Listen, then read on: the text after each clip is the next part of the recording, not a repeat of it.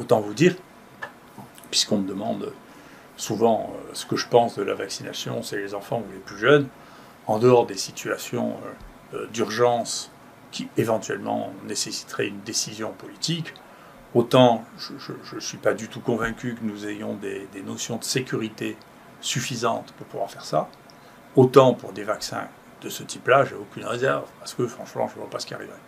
Oui. Donc, il y a une différence entre manipuler des cellules comme on ne l'a jamais fait, pour répondre à une situation d'urgence pour des gens qui vont mourir, et assurer la protection avec des agents nouveaux dont on ne connaît pas les conséquences. On découvre à peine, vous voyez combien de temps il a fallu pour découvrir que les femmes faisaient des thromboses. Il a fallu plusieurs mois, et pendant ce temps, on vaccinait.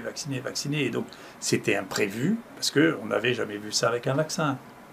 Donc, il se passe des choses anormales avec ces vaccins, comme les myocardites avec le Pfizer. Il se passe des choses anormales avec ces vaccins. On peut penser que le risque relatif dans une situation d'urgence est raisonnable.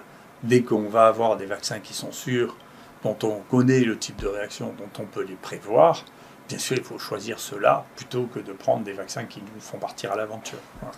Donc je reste consistant. Donc après, ça amuse la presse ou je sais pas, l'industrie de dire que je suis contre pour les vaccins. C'est idiot. Les vaccins qui sont sûrs qu'ils ne présentent aucun danger, je ne vois pas pourquoi. Tout n'est qu'une question de balance entre le risque et le bénéfice. Donc actuellement, autant les gens qui sont, y compris le personnel de soins, qui est et qui va être exposé à... si les choses continuent sur cette pente-là, on va avoir de plus en plus de cas cet été de variants indiens. Je ne sais pas jusqu'à quel point le vaccin les protège, parce qu'il y a beaucoup de gens vaccinés qui font des infections, comme on le voit en Israël et comme on le voit en Angleterre, comme on le voit chez nous. À peu près la moitié des cas indiens qu'on a sont des gens qui sont vaccinés. Mais en tout cas, c'est raisonnable de se vacciner avec ça quand on a un risque d'exposition, ce qui est le cas des personnels de soins, personnel qui est en contact avec des malades porteurs potentiels d'infection. Ça, c'est raisonnable. Après, pour le reste de la population, les gens qui risquent de faire une forme grave, bien sûr, c'est important qu'ils soient vaccinés.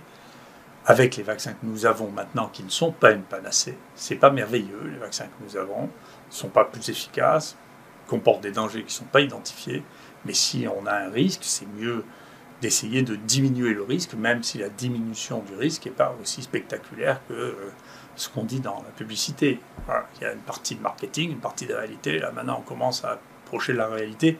C'est une des raisons pour lesquelles moi, je me suis peu exprimé sur le vaccin, sur lesquelles je m'exprime mieux maintenant, parce qu'on a des données observées par des gens fiables, c'est-à-dire des gens qui ne sont pas mêlés au développement du vaccin, mais qui sont des usagers.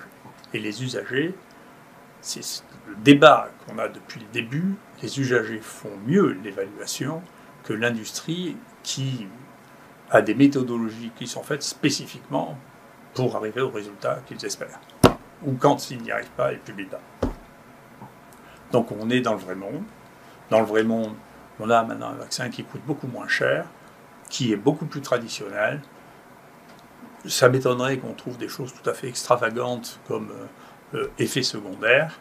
Et donc, je pense que c'est une bonne nouvelle de voir que ça marche et que la France emprunte ce chemin, parce que je recommande depuis longtemps. Mais je vous le redis, je n'ai aucun lien d'intérêt avec Sanofi. Au contraire, je me suis disputé avec eux pour pouvoir avoir de l'hydroxychloroquine, parce que toutes les pharmacies ici et l'hôpital étaient en rupture de fourniture pour pouvoir traiter les malades. Donc, je ne reçois pas d'argent, je ne suis pas particulièrement ami avec eux, et ça n'est pas mon problème.